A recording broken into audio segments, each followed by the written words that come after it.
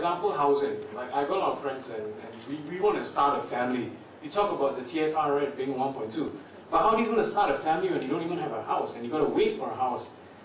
Previously, the MND, I think you guys used to like build more houses, you know, without the BTO and the DBSS scheme. I mean, you had a supply, and it kind of like corrected the market prices. It was affordable back then.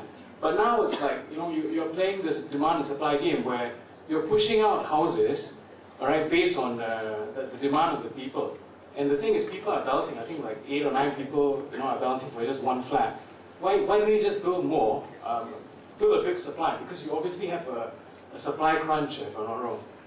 And so we can start our family ASAP. I mean, and then maybe the TFRA will go up. It's kind of like obvious, right? So why all this like reactionary measures? So I don't know. I'm kind of disappointed in that sense. Can I respond to that? Yeah, sure. Please. Okay, can you sit down? I think first of all, the relationship between TFR and availability of housing is not as simple as that. When we had a lot of houses available, the TFR was also low, right? There's no correlation between the fact that, you know, because we had a lot of houses, because the flat prices were at that level, TFR was high. The TFR has been coming down, right? Every year it's come down and down and down. So availability of housing is not an issue.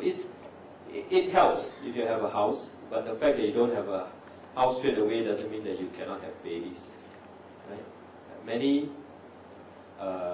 people do live in the houses. You live in a house, I'm sure. You're not living on the streets, right? Well, if you choose to live on the streets, you know, good luck to you, but you have a nice house, you have a decent place to live in, right? Are you married? Going to. Yeah, going to get married, right? So you're going to get married and you will have a house to stay in. Whether you have a baby or not it's more than just having a house.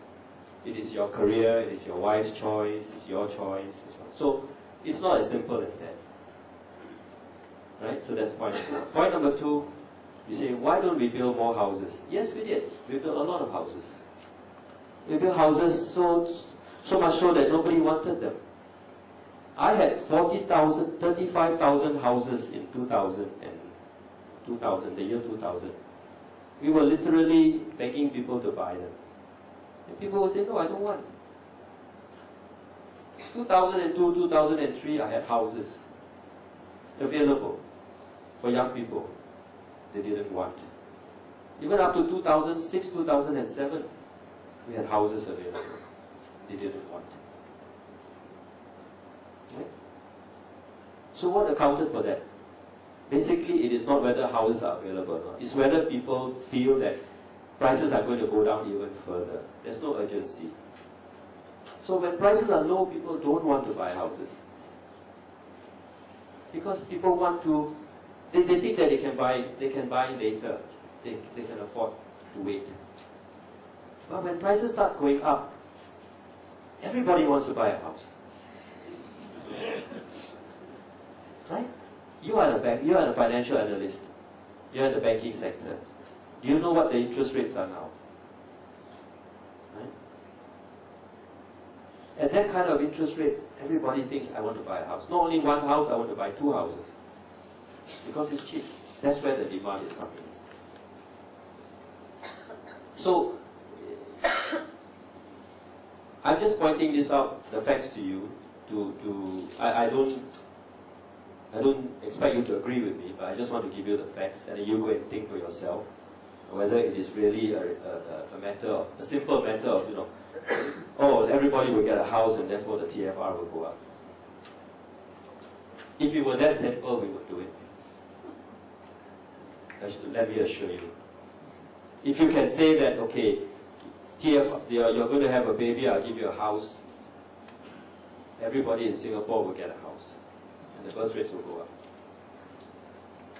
I wish it was so simple. The experience in many countries suggests that that's not the issue.